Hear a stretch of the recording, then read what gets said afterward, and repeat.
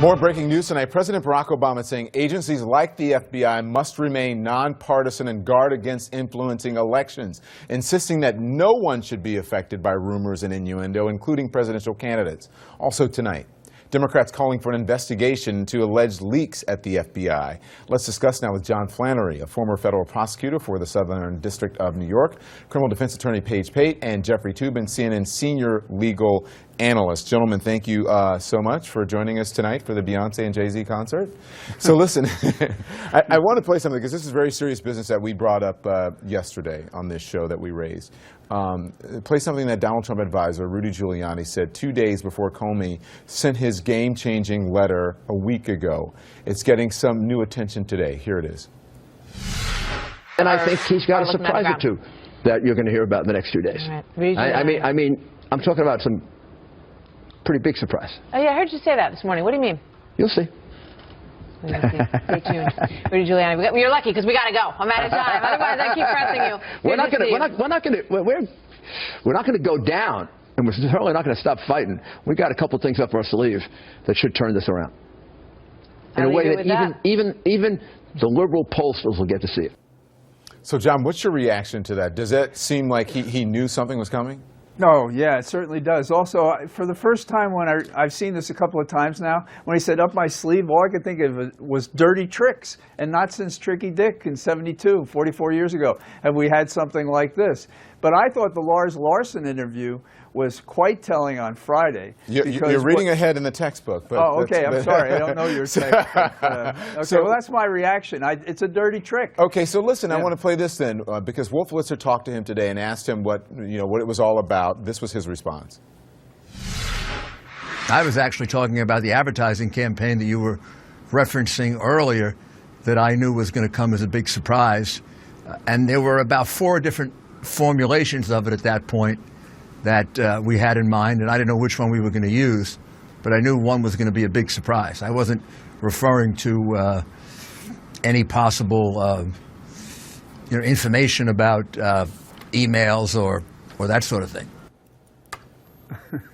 Busted is what my reaction is. He's busted. You see, he lost that cackle. He lost that happiness. He was in the chair. The spotlight was on him. I see Mike Wallace in my mind. But all seriousness, he was pretty excited about an upcoming campaign ad. He said, I mean, seriously, that must have been some ad. And I'm being serious here. Yeah, I'm sure. Yeah, like the Daisy ad, except he fed it. Yeah. I mean, the real question here is not what he heard. And, he says rumors.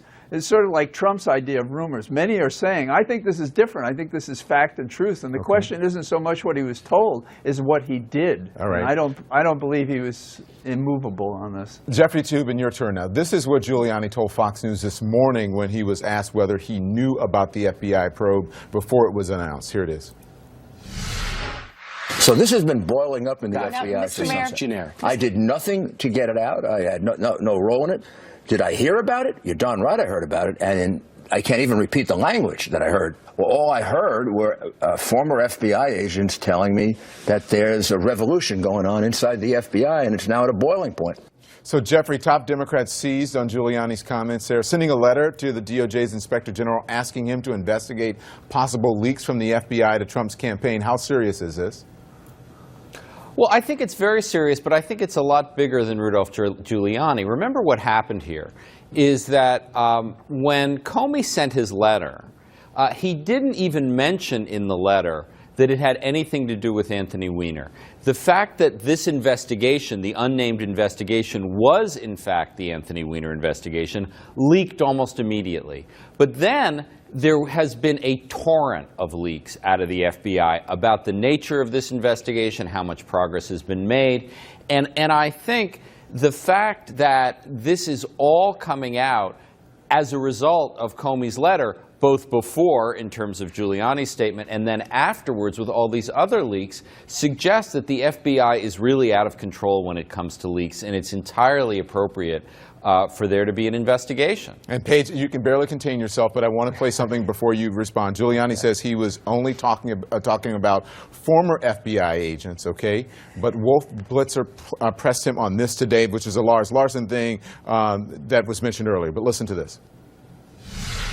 You were on the Lars Larson radio show the other day, and you said you are getting that kind of information from active FBI agents. So you used that term.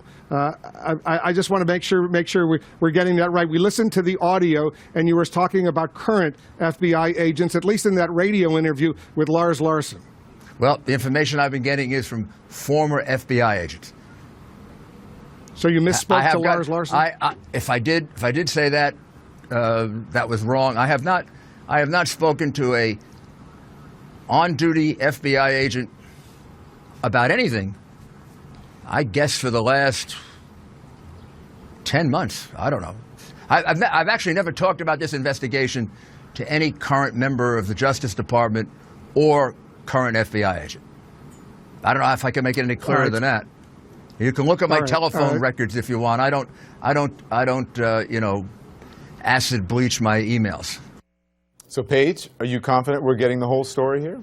No, I'm not at all confident. In fact, Rudy Giuliani at that point looks like a criminal defendant under interrogation. I mean, he clearly looks like he knows something he's not telling us. But I do take issue with the fact that these leaks are somehow the result of James Comey's leadership of the FBI. I don't think that at all. In fact, this is another reason why I think Comey was right to issue the letter when he did. He did not cause these leaks, but he knew those leaks were coming. So wouldn't it be better for there to be an official letter from the director of the FBI, not accusing anyone of anything, but simply saying we found additional emails, we need to review them, and now this is inconsistent with what I told Congress earlier, so I'm clarifying the record. Not say anything more about it, not the substance of the investigation, not the details of the emails, but I think he did that to try to head off some of these leaks, not to encourage them. Yeah, no, there's a how did that? Hey, Paige, how did that go? That heading off the leaks? Do you think that was a big success?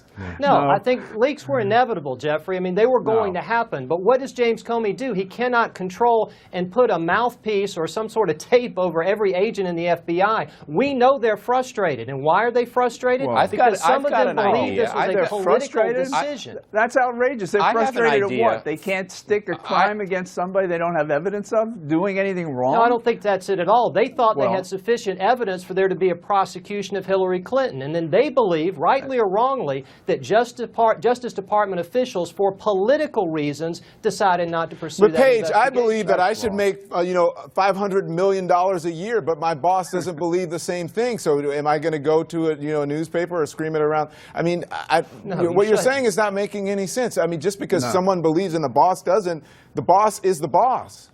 Don, I'm not saying they're right. What I am saying is they are frustrated, and they believe that the decision not to prosecute Clinton was political. So they're coming at it from their side. But a lot of people are frustrated. Frustrated FBI agents in almost every criminal case I've been involved in. And it's one of the reasons why I didn't use them much as a prosecutor, because they can't keep their mouths shut about cases. That's right, John. So how do you expect Comey to now change that? Well, then Comey should be fired because he can't supervise his own people. What better proof of incompetence, aside from the big errors he made, is the fact that he can't control his own troops. Before we get too far afield, all right, now I'll let you guys discuss this on the other side of this, but because we're talking about the Lars Larson interview, and there's this little thing, it's called audio tape and videotape, and it's digital now, so everything's recorded. Here it is. Other rumor that I get is there's a kind of revolution going on inside the FBI about the original conclusion being completely unjustified and almost a slap in the face of the FBI's integrity. And I know that from former agents. I know that even from a few active agents who obviously don't want to identify themselves. Okay, so he is quite specific in that interview that he knows that even from a few active agents who don't want to reveal their identities, Jeffrey Toobin. Well, I mean, it's all part of the same story, and this is all started because James Comey decided to violate one of the longest-standing principles and policies of the Justice Department by talking about an active investigation right before the election. That's what started this problem. It's Comey's fault. He's responsible for beginning this process that included the leaks, and that's where the buck should stop. Jeffrey, Well, I you think and there's a both question know mark. that this would not have been a problem had a special prosecutor been appointed a long time ago to make this decision and not leave him holding the bag. The FBI is not supposed to make decisions about prosecuting individuals. You know that. Both of y'all have been prosecutors. No, he took the bag, he tore it apart, and he jiggled it all Okay. over America. All right, hold that thought. We'll continue this discussion on the other side of the break. Don't go anywhere. With 4 days to go, there are still a lot of unanswered questions about the FBI and this election. Back with me now, John Flannery, Paige Pate, and Jeffrey Toobin. Okay, gentlemen, Jeffrey, I'm going to start with you. Fox News anchor Bret Baier is now coming out to say it was a mistake to report that an indictment was likely in an ongoing FBI inquiry into the Clinton Foundation. Take a look at this. I explained a couple of times yesterday the phrasing of one of my answers to Brit Hume on Wednesday night, saying it was inartful. The way I answered the last question about whether the investigations would continue after the election. And I answered that, yes, our sources said it would. They would continue to likely an indictment.